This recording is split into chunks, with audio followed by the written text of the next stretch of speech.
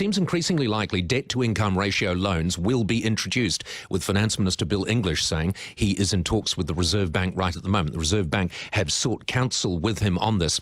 Any changes are likely to be months away, though, but their implementation could be felt immediately. New Zealand Initiative Executive Director Oliver Hartwich joins me now. Oliver, good morning to you.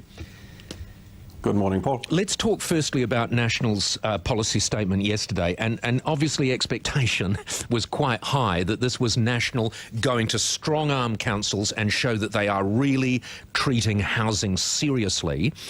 Did it meet that expectation for you?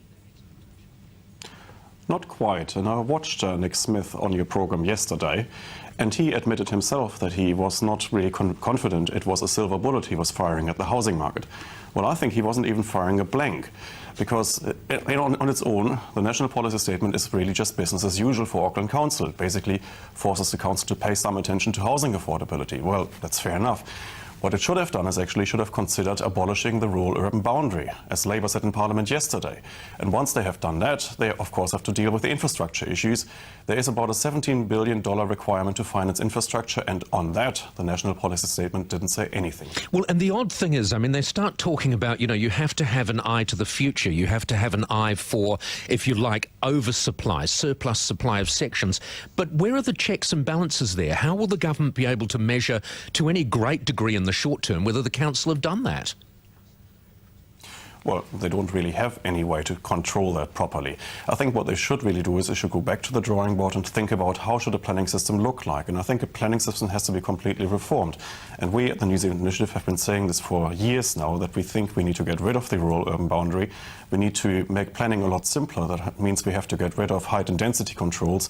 And then we have to find different ways of financing infrastructure. And on that front, I think municipal bonds financing infrastructure are a way better measure to finance infrastructure than putting it on the council, as the minister suggested yesterday, or requiring developers to upfront infrastructure payments with developer contributions. If you were Len Brown, and obviously you're not, or you wouldn't be on this program, if you were Len Brown, would you have looked at that policy statement yesterday and thought, oh, thank God, we don't need to worry about this?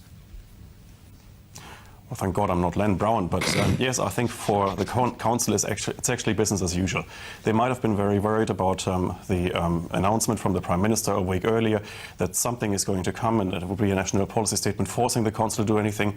Well, yesterday actually I think there was a sigh of relief within Auckland Council, because basically what the government said, it's business as usual. Well, it was almost a national policy backdown, really, wasn't it? OK, let's talk about debt-to-income ratios. Well, the government can't even agree that it's a housing crisis. No, exactly. They still say it's a challenge when it's actually totally clear, yes. Yeah. The Reserve Bank obviously disagree with the government on that. They believe that more action has to be taken. We've seen them take some already. For a while now, they have been referring to debt-to-income ratios, which have proved useful in some other countries. Great Britain is the one that's often cited. From the latest that we've heard from them, the fact that Bill English is talking to them about it, do you believe that this is going to be reality in the medium to short term? Well, it could well happen. We could well see the introduction of such ratios, but I don't think that we will actually see a massive impact on the housing market, because to me that is just another way of really treating the symptoms but not curing the disease. The disease, as the minister rightly pointed out yesterday, is actually land availability and housing supply. He was quite rightly pointing out that the average section in Auckland now costs you $450,000, whereas just a few years ago it was about $100,000.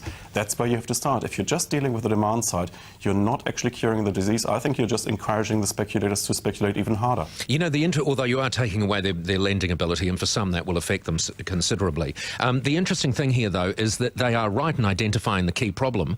They are right in having a national policy release, but their national policy release didn't really address the key problem that they've identified. Can I just ask you, Oliver, are we in a housing bubble? Could it potentially burst in the near future? Well, I think whenever you're constraining supply, land supply, what you're doing is you're exaggerating prices, you're exaggerating expectations, so you're laying the foundations of a bubble. What you can't really say is whether it's a bubble until it's burst, because it's really hard to pick bubbles anytime. I think what we can definitely say is that with the current policy settings, of course, we're making bubbles much more likely. Yeah, and I think the burst is much more likely. I think that the soft landing, which we were all hoping for, is looking less likely. Oliver Hartwich, New Zealand Initiative Executive Director. Again, thank you so much for your analysis, and I'm glad you're not Len Brown too.